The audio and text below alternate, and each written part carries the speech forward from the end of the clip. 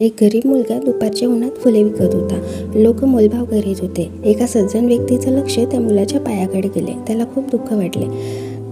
ते धावत गेले आणि जवळील दुकानातून एक जोडी जुते घेऊन आले आणि म्हणाले, बेटा, हे जुते तुझ्या पायात घाल.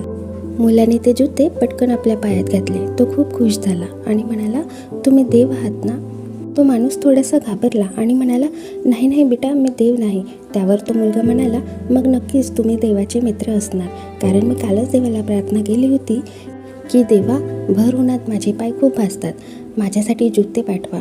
तो माणूस डोळ्यात पाणी घेऊन हसत हसत तिथून निघून गेला. पण त्याला कळून चुकलं होतं की देवाचा मित्र बनणे जास्त कठीण नाही.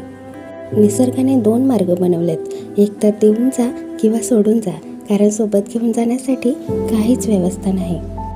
तुम्हाला ही कथा कशी वाटली आणि तुम्ही यामधून काय शिकलात हे मला नक्की कळवा. आपल्या मनबोली चॅनलला नक्की भेट द्या. धन्यवाद.